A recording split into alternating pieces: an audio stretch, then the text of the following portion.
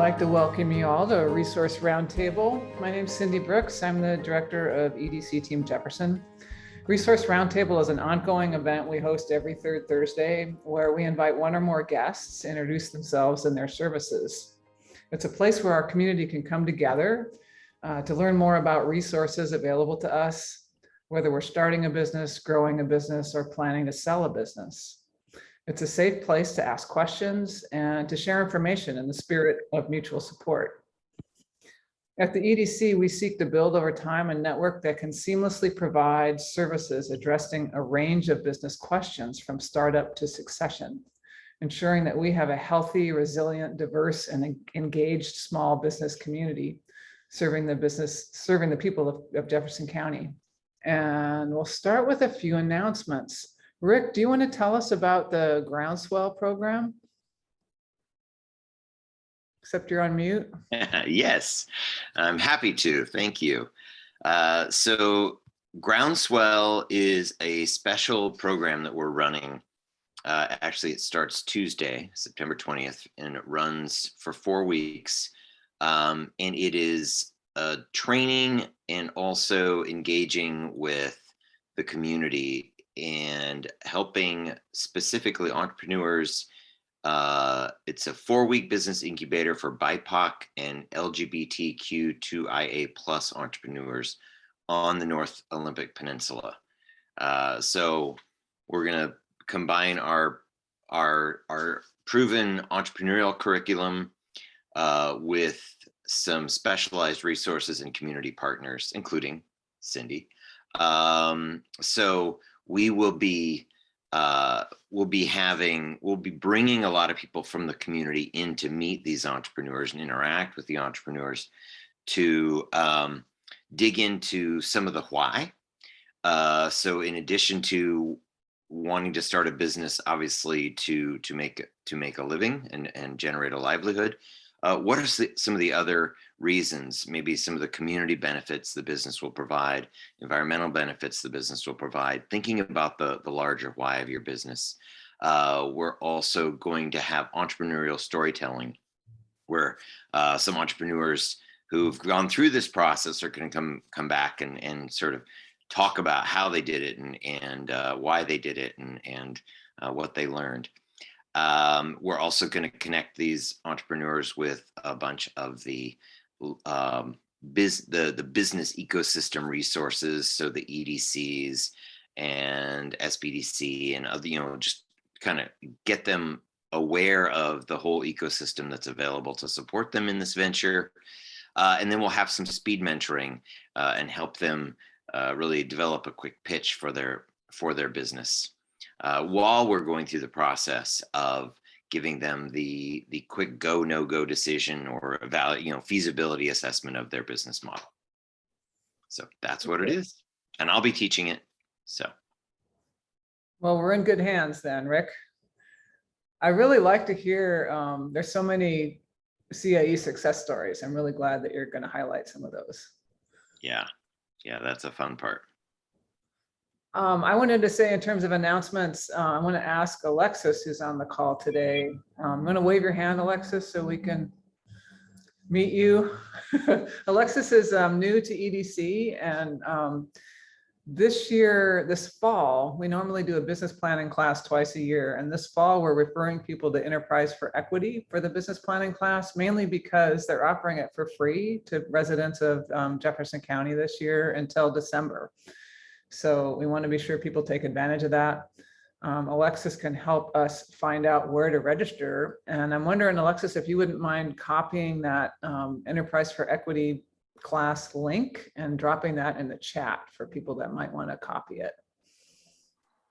I also just dropped the Groundswell link into the chat as well. Good. Okay, good. We've got that for people. All right. Well, today I want to introduce you to the guest that I invited, Kevin Grossman, who's a certified business advisor with the Small Business Development Center. He's here today visiting Port Townsend from Auburn. Yep. And he can tell us about advising services at SBDC. And we're going to have a conversation and just find out what it is the group wants to talk about, and we can address some interests, some topics of common interest. So Kevin, welcome. I'm Thank on you the for spot now, coming. right? Yeah, well, we're going to have a conversation, so you don't have to No, feel this is put on good. the spot. This is good. Maybe could you tell us a little bit about SBDC and what you do there?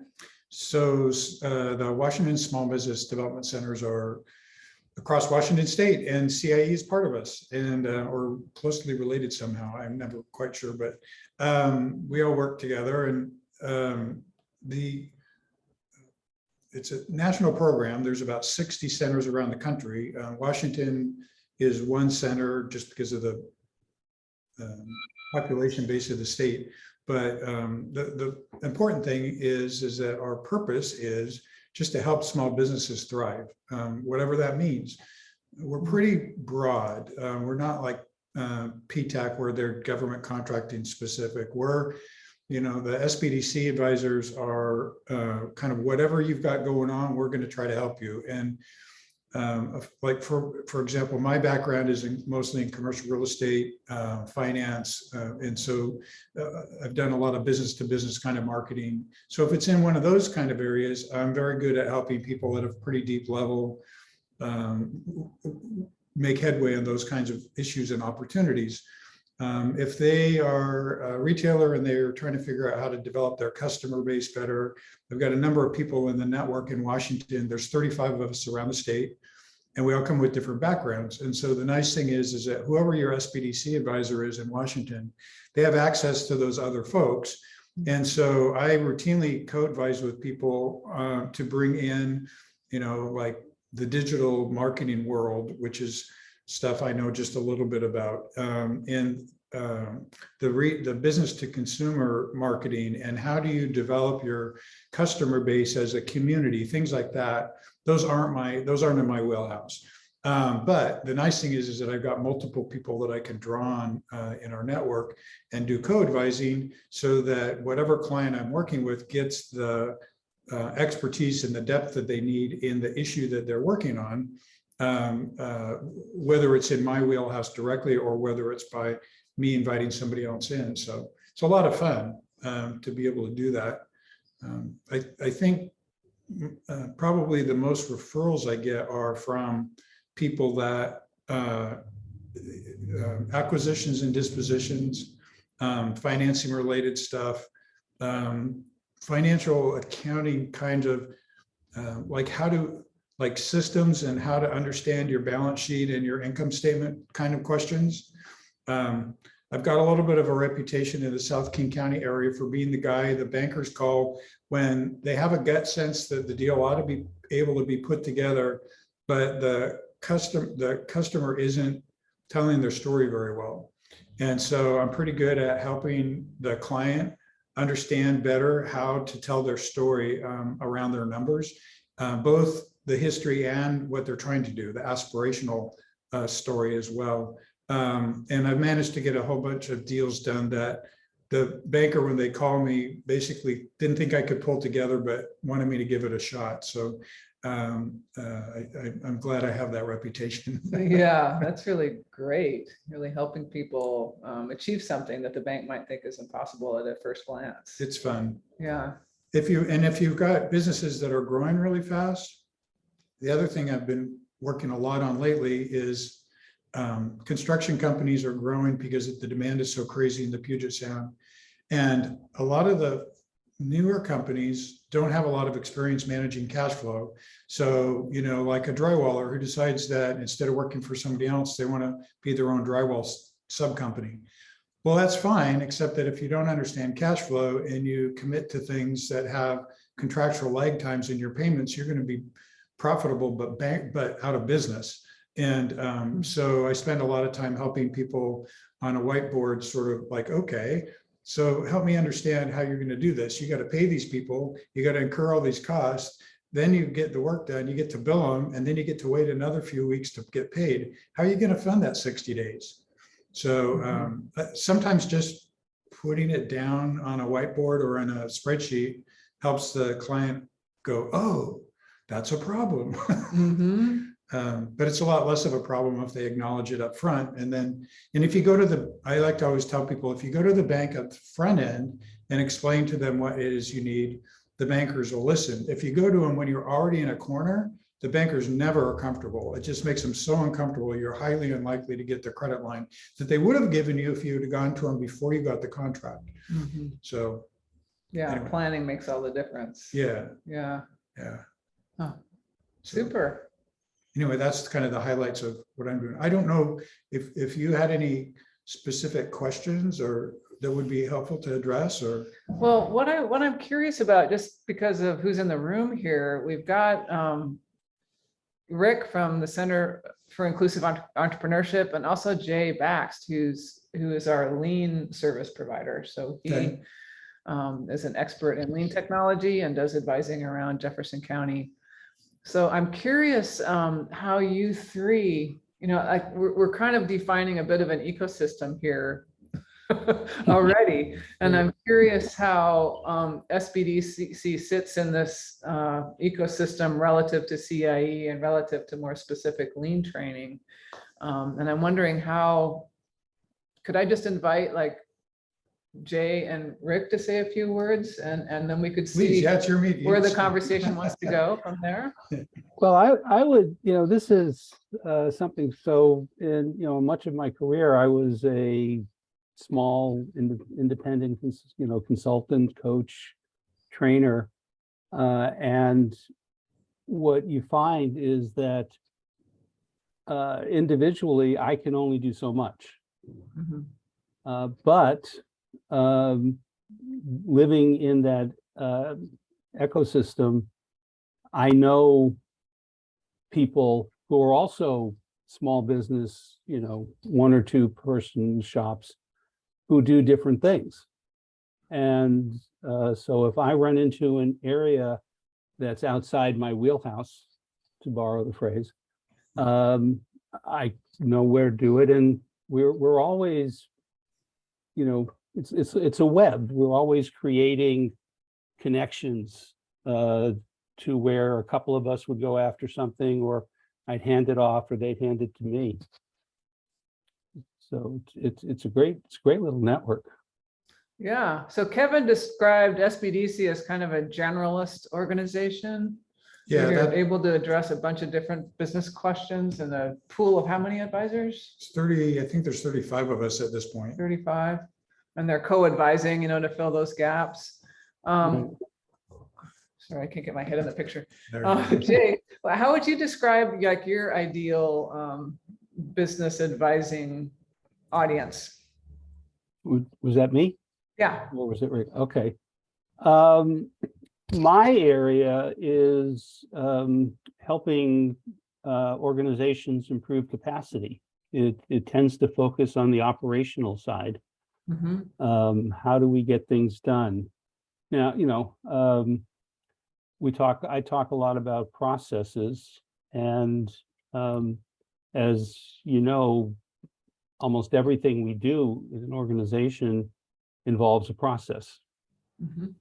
And so, it can work in HR, it can work in accounts payable, but it's the operational side of it, not, for example, the financial side.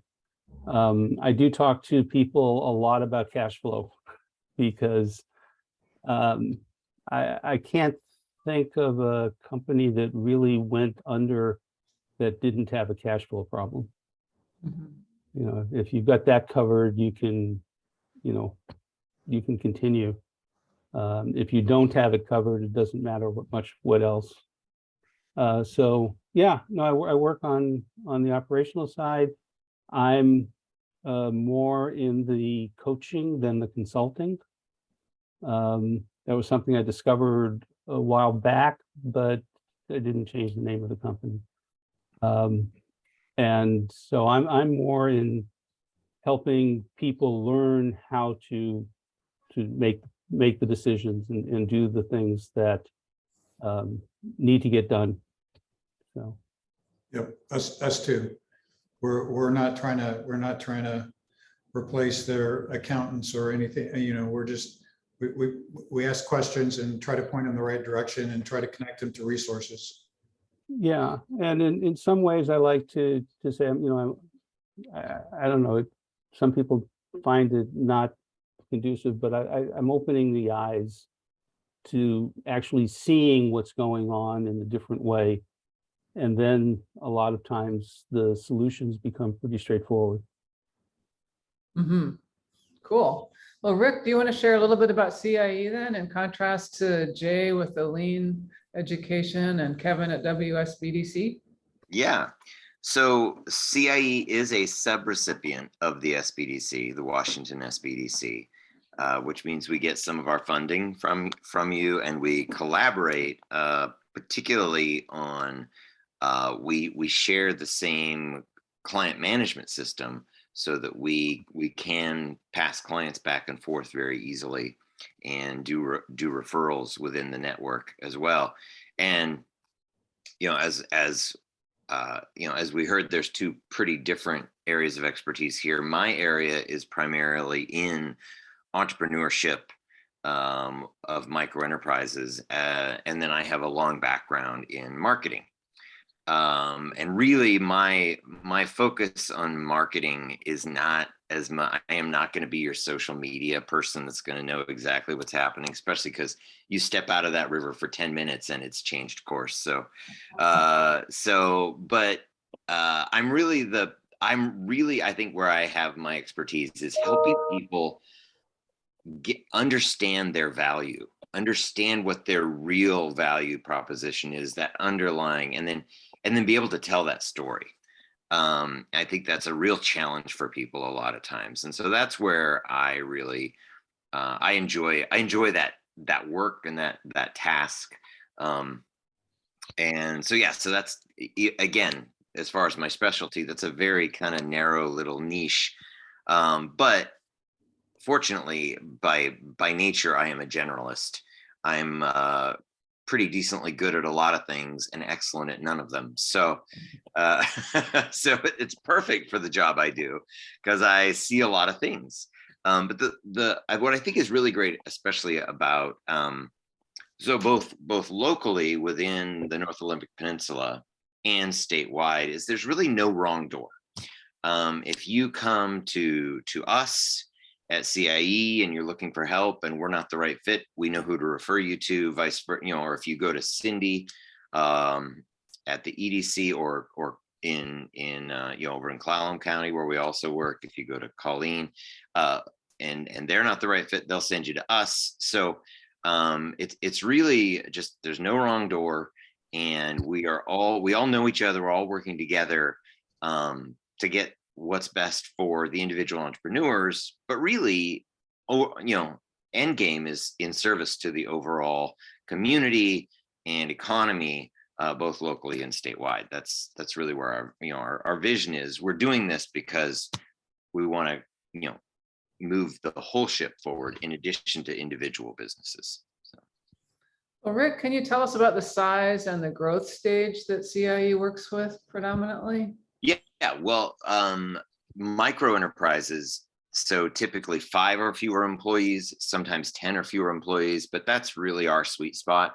And the growth stage is everywhere from pre-venture, I have an idea, all the way up to, you've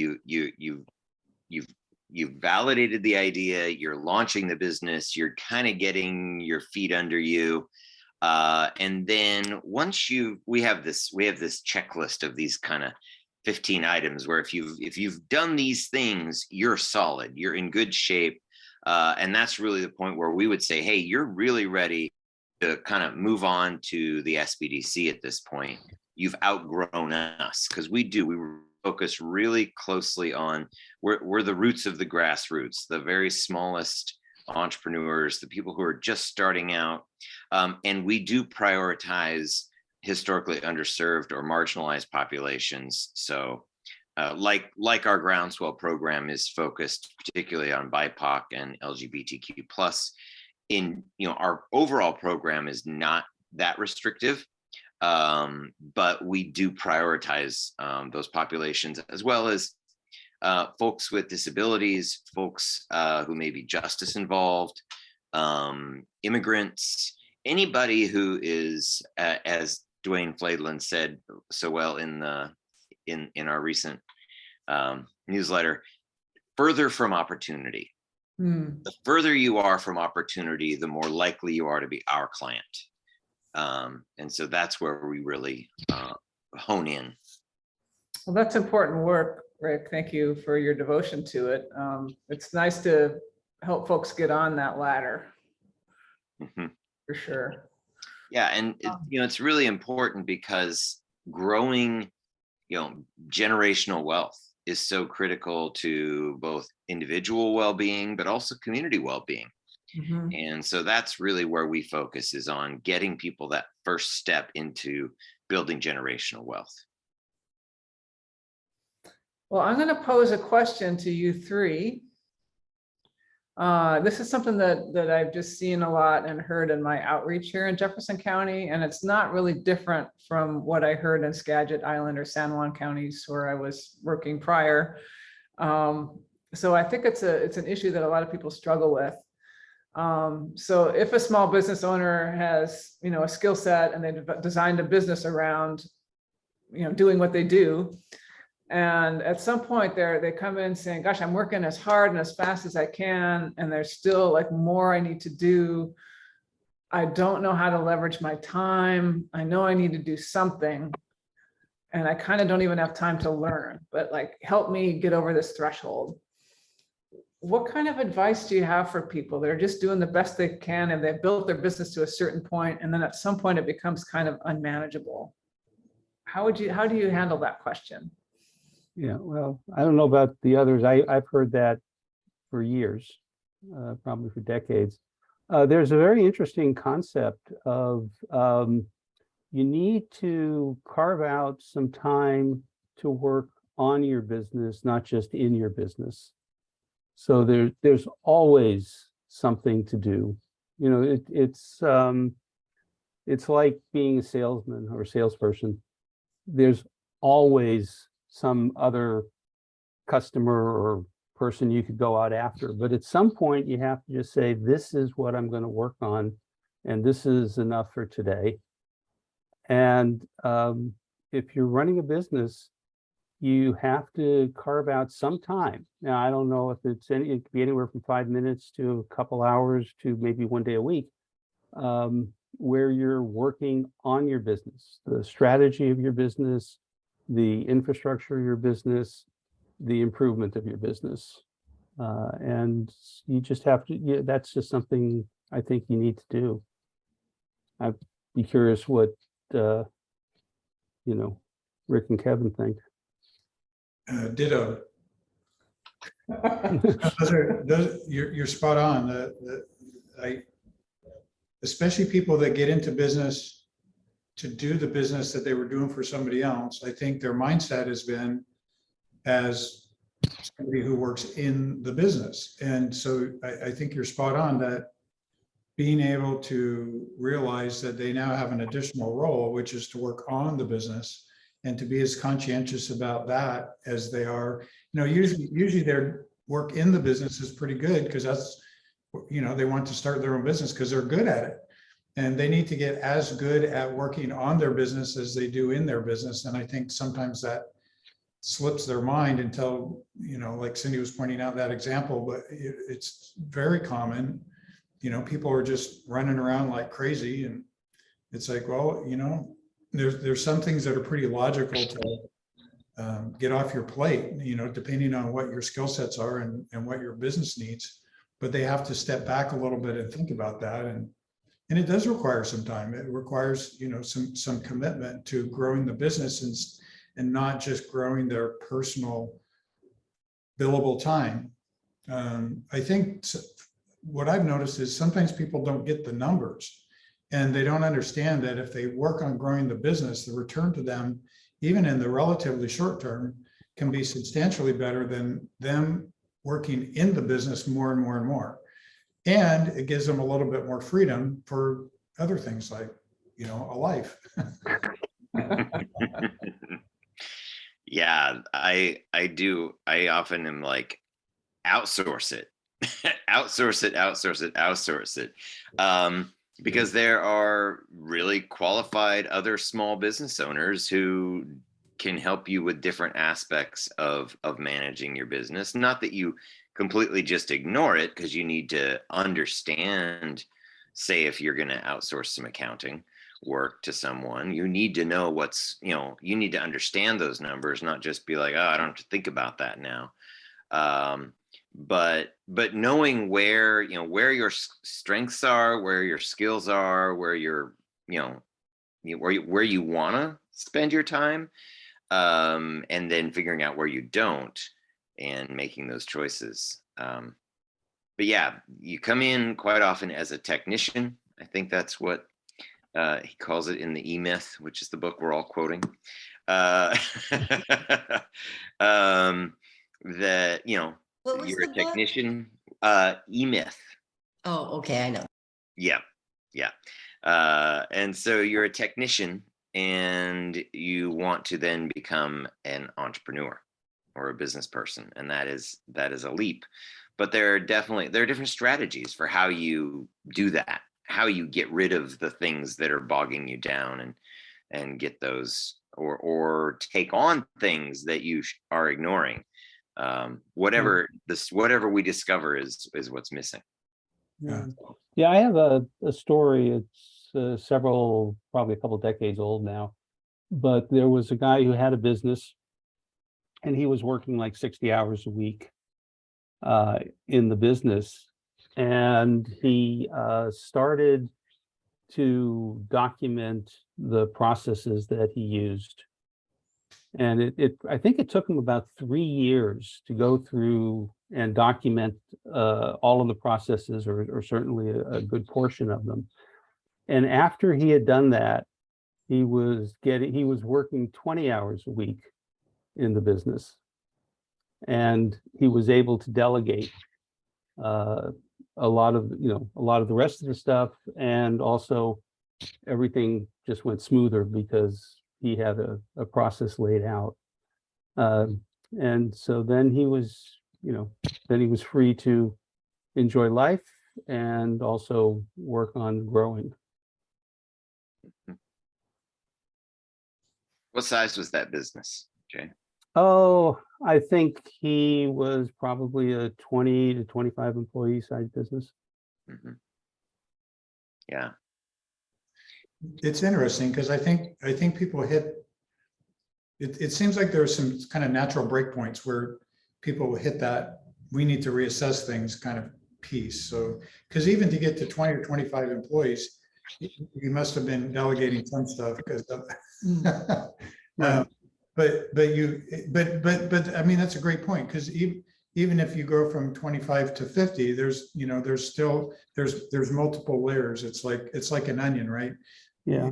To go from one to, even just to go to the second employee is an interesting hurdle.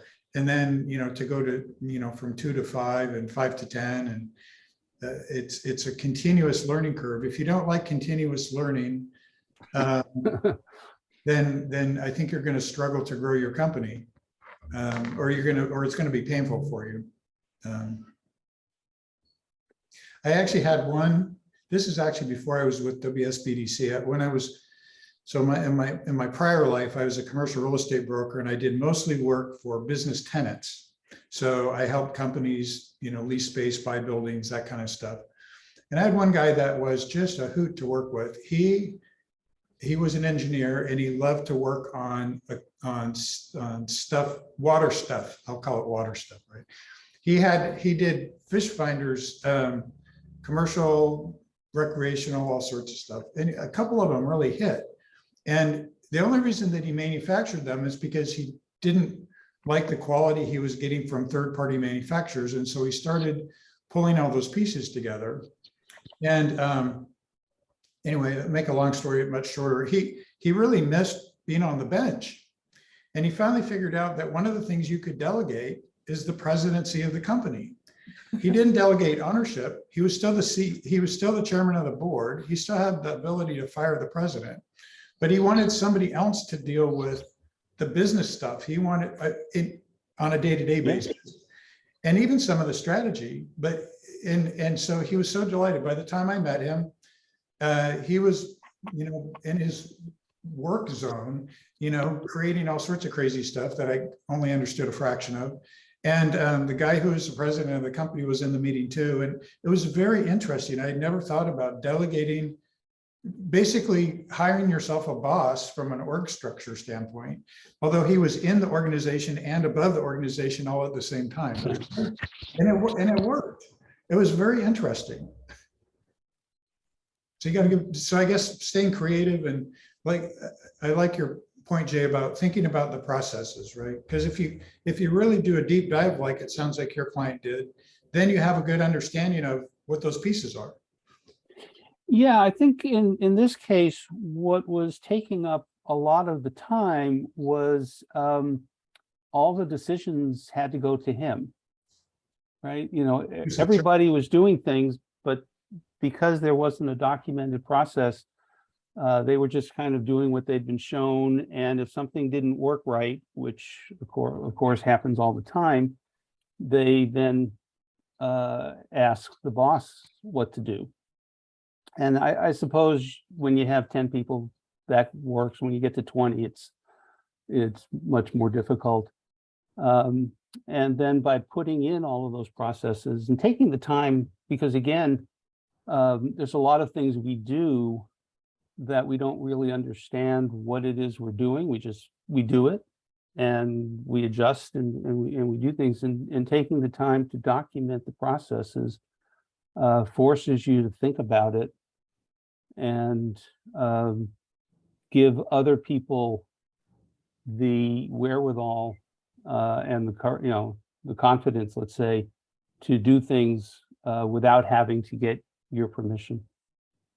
So Jay, is that part of what you do in your coaching, is help people outline their processes? Oh, yes. Yeah. And one of the other aspects of that is, particularly when you have a group of, let's say, 5 or 10 in a department or in a company, the process typically has been developed over the years organically. And it may not, almost every time I've done this, at some point in the process, person A is doing some task, and person B looks and says, "Oh, I didn't know you were doing that." And person C said, "Oh, gee whiz, that's going to interfere with what I'm doing over here." And you find that people have been working at cross processes, cross purposes, and not realizing it. One of the best examples that I've come to is, this is, years ago, I was working with Boeing, and in the data, there was a field that every airplane had a unique number. And every airplane product, so a 737, a 727, and so forth, had their own code. But there was one group that decided to use that field for their own purposes and never told anybody. And they put in data that was messing up everybody else's, grabbing things, because they weren't following the code process. And all of a sudden you had, instead of 20 airplanes, you had 25 or 30 airplanes that fell into this category, except 5 of them were Phantom. And it was in a lean workshop that we identified this. And then when we explained what they were doing, they explained what they were doing, I explained what we were doing, and they just said, well, we'll change what we do. It's we were just using it because it was there. We didn't think about how it would impact anybody else. And so there's effective, there's a big effectiveness improvement that you can get when people understand, everybody understands what the process is. Yeah, that's really important. What about, this is something else I hear, and this is sort of Jefferson County, with Jefferson County in mind, that many of our businesses are quite small. And in the business literature, and I think, if you look at videos online, there's a lot of emphasis on scaling. And I think from what I've been hearing, some businesses have don't know quite how to think about scale, like how big is big enough, what's right for me, what's possible to do here. How would you advise somebody if they want to grow and they feel like some pressure to scale? How do you frame that for clients? Well, I just had that conversation with a client today. So, a lot of these are, I don't want to say a lifestyle business, but I mean, they really are, they have a certain lifestyle that they want to get from the business, whether that's a certain level of freedom, certain amount of time devoted to the work. And so understanding, well, what is that growth going to look like? How much is, and a big thing that's important to always, as we were talking about cash flow earlier, how much is growth going to cost me before it's, even while it's generating profits, how much is it costing me? And what are the risks with cash flow in that process? So those are some of the issues, but also, fundamentally, it's about your market. You've got to figure out, is your market local? Then that really defines how large you can reasonably grow. If you have a way of making your market regional, national, international, then clearly that changes your possible trajectories. So then it's a matter of, okay, what do we want? What do we want this thing to look like? It's really about goal setting and understanding what a business could be and what you want it to be, and then figuring out the steps to get there. I don't know. That's my take. I think, I guess I had a couple of thoughts. One, most of the people that I work with have fairly small companies too. The biggest company I'm working with right now has got 35 people, and he probably should only have 30 because he's blowing a gasket. But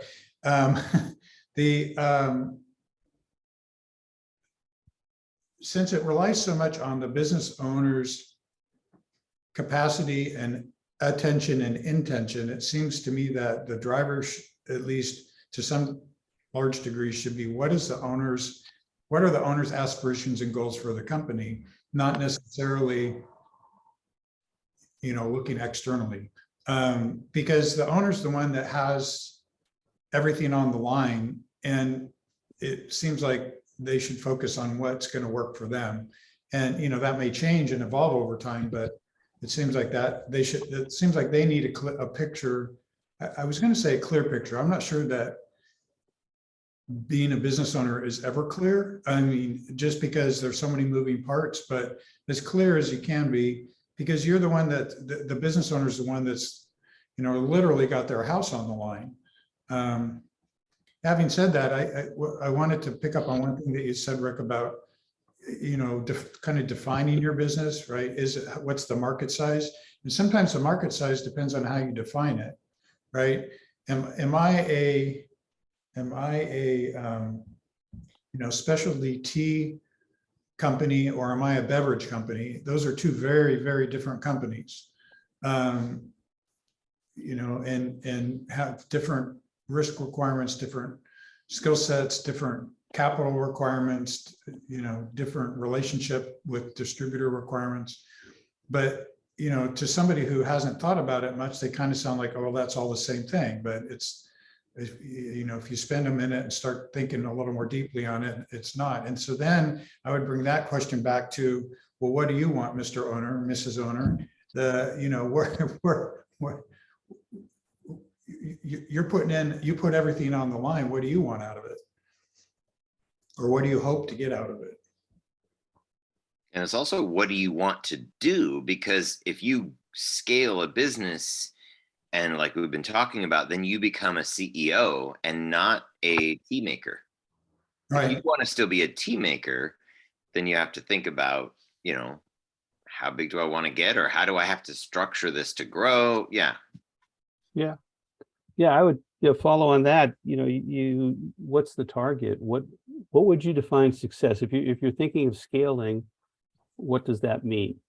Are you going from a 20-person company to a 50-person company, or are you wanting to be Amazon? Different things that are there. One of the questions I would always ask is, what needs to happen, or what needs to be in place for you to succeed? Not what exists now or what you think is going to be there. What needs to occur for you to have a successful scale in this case? And since I work in process and production and operations, what's the constraint? What's keeping you right now from being able to do that? It's usually the owner's time and his or her ability to focus on what needs to be done. And then, getting to the continuous learning or the continuous improvement. How do we stop analyzing and actually get some data, try things? One of the great ideas that I love, there's the safe fail experiment. We're going to try to do something, and if it is a complete disaster, at least we're going to be able to contain it. It's not going to down the company, and we'll try to do multiples of those, 3, 4, 5 of them, and see which one works. Yeah, thank you. I like that idea a lot. I think it's easy, and I'm guilty of this too, so maybe that's why I can relate to this, but it's easy to spend way too much time on analysis and trying to have the perfect answer, rather than get something that seems reasonable, isn't gonna risk the whole company, but will give you a lot better information about what you're thinking about if you give it a run. And if it produces good information, good data, then you can pursue it like crazy with a lot more comfort level. And if it turns out that it wasn't a very good idea, you haven't risked your whole company on it. Mhm. Yeah. Well, go ahead, Jay. No, I was going to say, what is it they say? A plan never survives contact with the enemy. Some military thing. Yeah, well, and I was going to allude to the minimal viable product concept that comes out of lean thinking. Often they apply it to when you're just starting a business. What is your minimal viable product? Well, I think you always have your next minimal viable product. There's that process never stops, and so if you just keep that mindset going, what is the next thing that we can introduce to the marketplace as efficiently and inexpensively as possible, and see how it lands, and then that tells us what the next step will be. So yeah, and the examples of great success by doing that abound. I'm trying to think I can't remember the book or the person who was doing this, but they were developing a software program, and they needed to move somebody from, or they needed to move an item from one part of the screen to another. And it was just a daunting problem, because if you're moving it, you have to know what everything else on the screen is in order to not, to avoid them and not bump into them. But their minimum viable product was to say, well, until we could figure out how to do that, we're just going to move, the guy's just going to jump the item to that part of the screen. And that turned out to be their most popular feature, was the hyper jump of whatever it was, which they would never have tried if they didn't try to go for a minimum viable product. Yeah, no, I think that's great. Better, I had a developer friend of mine that when we go out for coffee, every time the first question that he would say, "So Kevin, what have you got under contract?" Because his thing was, And he was right. I spent way too much time analyzing things and not enough time getting properties under contract to dive into it. Because if you don't, you're not even on the field. If you're just, if you're just in your own head, you're not on the playing field, and you can't score a goal from your head. Well, maybe in soccer. Well, Which Wendy can't- Wendy has to scoot out in a few minutes. Wendy, do you have any questions or anything you want to contribute before you take off? I want to say, so I'm just going to comment because I've been sort of the serial entrepreneur, and I've worked on so many projects. And then I did a lot of consulting with businesses with a specialty in finance and systems. Like I was a QuickBooks Pro advisor and worked with enterprise solutions. So I've worked with a ton of small businesses and, been in the muck of it. Right.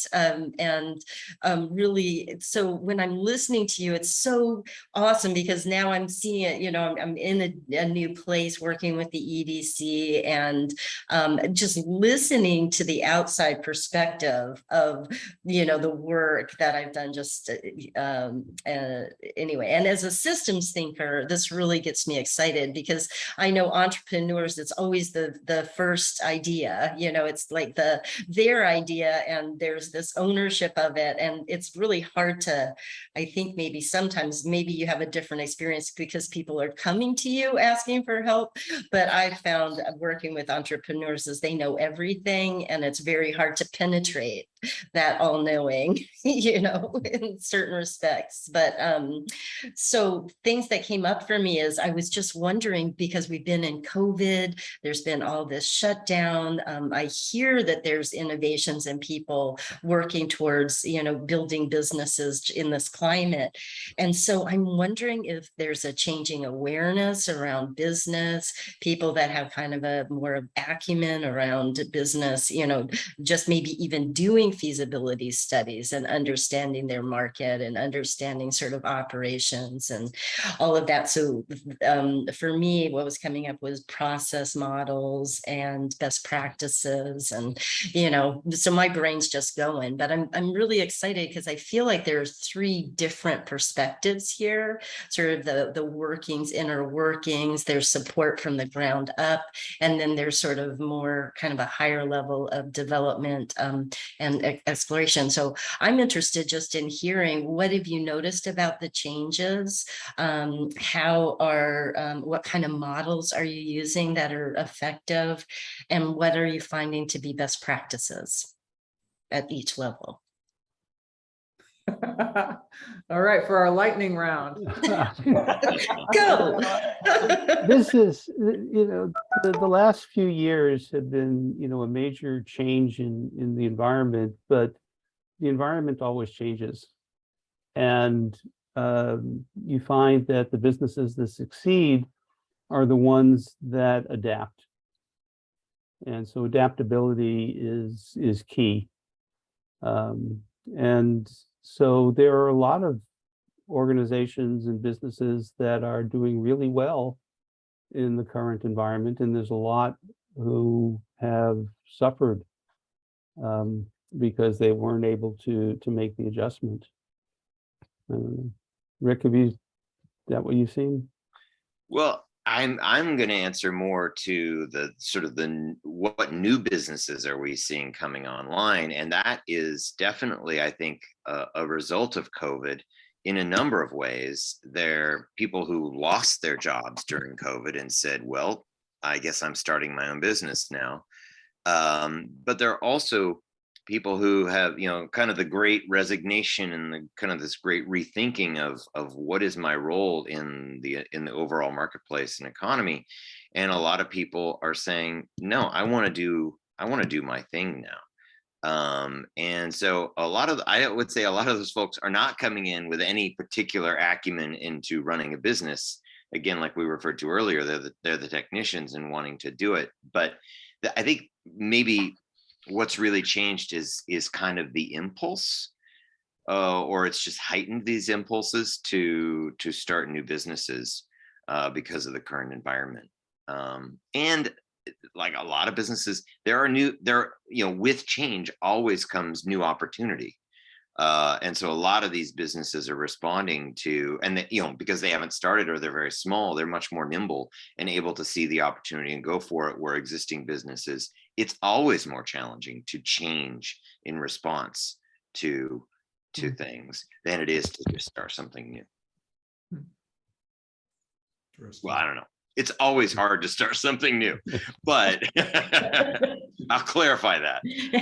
But it can be, that inertia of we're doing it a certain way can be very hard to overcome, and so new players can have an opportunity. Cool. Two things. The one, I've observed a lot more people that have been talking with me in the last couple of years are talking about sort of their values, their aspirations, they're thinking more. I mean, I think COVID for a lot of folks put a spotlight on, yeah, I guess I'm not going to be around forever. Maybe I should think about what I'm doing every day. And so sometimes it's like, well, if not now, when? So I guess that's part of it. The other piece that I'm seeing, at least in our office, is a lot of people that have pretty good paying jobs, but the kids are out of the house and they've had this idea in the back of their mind for some time, and they're like, well, I got the money, I've got the security, I've got an extra X number of hours a month that I'm willing to put into trying something. And so it's more of a testing toe in the water kind of thing. And, and kind of going through the exercise of how successful would that have to be for me to replace, my job as a senior person at Microsoft, right? Or in one case, a person who was working at Boeing that was able to, take early retirement, and he's doing smoked.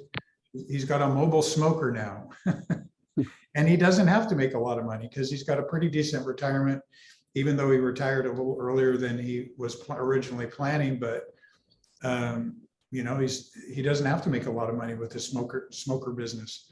And anyway, he's having fun, and